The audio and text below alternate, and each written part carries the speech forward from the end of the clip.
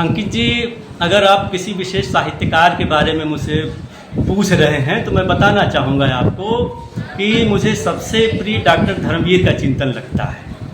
क्योंकि डॉक्टर धर्मवीर जी के आने से, इनके साहित्य के आने से पूरे हिंदी साहित्य में एक टर्निंग पॉइंट आता है।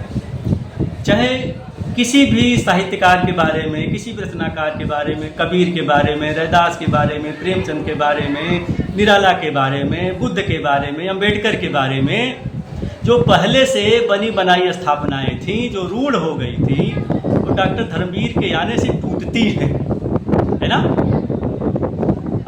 जैसे कबीर के बारे में हम लोग, चूँकि मैं हिंदी साहित्य के विद्यार्थी हूँ, अध्येता हूँ, तो रामचंद्र शुक्ल के हिंदी साहित्य के इतिहास में कबीर को मात्र 1.5 पेज में रखा गया है, जबकि वहीं तुलसी को लिखते लिखते 18 पेज तक लिखा गया है। तो ये एक पूर्वग्रह झलकता है। लेकिन हजारी प्रसाद द्विवेदी अगर कबीर पर लिखते हैं पूरी एक पुस्तक ही लिखते हैं, है ना। लेकिन हिंदी के आलोचक डॉक्टर हजारी प्रसाद द्विवेदी के चिंतन को दूसरी परंपरा की खोज कहते हैं, है ना, उस दूसरी परंपरा का मानते हैं। लेकिन जब डॉक्टर धर्मवीर का चिंतन आता है तो वो कहते हैं कि नहीं, रामचंद्र शुक्ल की परंपरा और हजारी प्रसाद द्विवेदी की परंपरा अलग नहीं है, दोनों एक ही परंपरा है ना।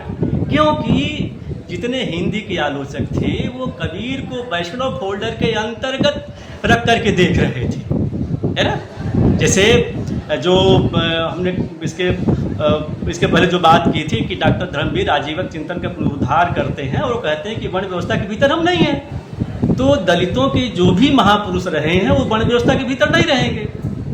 लेकिन हिंदी के आलोचक कबीर को, रैदास को बार बार किंवदंतियों के माध्यम से, प्रक्षिप्तों के माध्यम से, जनश्रुतियों के माध्यम से वो वैष्णव फोल्डर के भीतर रख करके देखना चाहते हैं। इसलिए कबीर उनको दुरूह लगते हैं, कबीर उनको समझ में नहीं आते।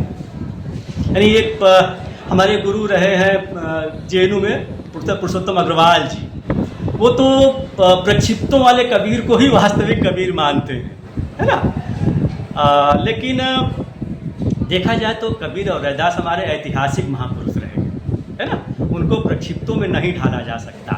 अब प्रक्षिप्त किंवदंतियाँ बनाई ही जाती हैं कि अपने अनुसार ढालने के लिए, फिर वो इतिहास पुरुष नहीं रह जाते, है ना।